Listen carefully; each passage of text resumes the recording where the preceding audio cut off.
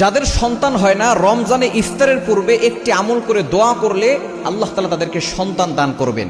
মনে রাখবেন, সন্তান দেওয়ার মালিক কিন্তু আল্লাহ। কিন্তু আমরা অনেক সময় দেখা যাচ্ছে আল্লাহর কাছে না চেয়ে আমরা মাজারে গিয়ে চাই, বাবার কাছে গিয়ে চাই, অমুকের কাছে যাই, তমুকের কাছে যাই, কবিরাজের কাছে যাই। খবরদার, মনে রাখবেন, ছেলে সন্তান দেওয়ার মালিকও আল্লাহ, কন্যা সন্তান দেওয়ার মালিকও আল্লাহ।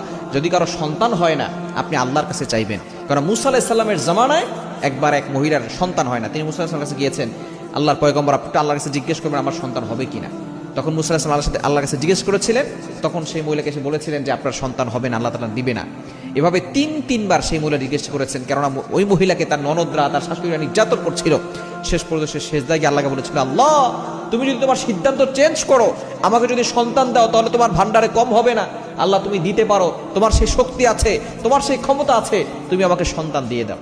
এভাবে দোয়া করেছেন, সাথে সাথে আল্লাহ পাক রব্বুল আলামিন তার গর্ভে সন্তান দিয়েছেন। সুতরাং দোয়ার মতো দোয়া করলে আল্লাহ তাআলা আপনাকে সন্তান দিবেন। তো এখন আপনি রমজানে ইফতারের পূর্বে দোয়া করলে দোয়া কবুল হয়। সারাদিন রোজা রেখেছেন, ক্ষুধার্ত পেট নিয়ে ইফতারকে সামনে নিয়ে আপনি যখন দোয়া করবেন, আল্লাহ তাআলা আপনার সকল দোয়াগুলো কবুল করবেন। এই দোয়াটা কিভাবে করবেন সেটা আপনি বলে দিচ্ছি। আপনি কোরআনের একটি আয়াত পড়বেন, প্রথমে 11 বার দুরূদ শরীফ পড়বেন। আমরা নামাজে দুরূদ শরীফ পড়ি, ইফতারকে সামনে নিয়ে একটু আগে বসবেন, ইফতারকে সামনে নিয়ে আপনি প্রথমে 11 বার দুরূদ শরীফ পড়বেন, দুরূদ ইব্রাহিম যেটা নামাজে পড়ি। এরপরে 11 বার ইস্তেগফার পড়বেন, কারণ ইস্তেগফারের অনেক ফজিলত রয়েছে, ইস্তেগফারের ফজিলত অনেক বেশি। এবং ইস্তেগফার করে আল্লাহ তাআলা সন্তান দান করে, এটা আল্লাহ তাআলা নিজে বলে দিয়েছেন। কোরআন খোলেন 29 নম্বর পারার 11 নম্বর পৃষ্ঠার 10, 11, 12 নম্বর লাইন, সূরা নূহের 10, 11, 12 নম্বর আয়াতগুলোতে আল্লাহ তাআলা সুন্দর করে জানিয়ে দিয়েছেন, ফাকুলতুস্তাগফিরু রাব্বাকুম ইন্নাহু কানা গফফারা ইউরসিলিস সামাআ আলাইকুম মিদরারা ওয়া ইউমদিদুকুম বিআমওয়ালিন ওয়া বানিন। যাদের সন্তান হয় না, ইস্তেগফার আমল করলে আল্লাহ তাআলা সন্তান দান করবে। এজন্য 11 বার ইস্তেগফার করবেন। এরপর আপনি সূরা সফফাতের 100 নম্বর আয়াত আপনি 111 বার পড়বেন। সূরা সফফাতের 111 নম্বর আয়াত, এই দোয়াটা সকলেই জানি।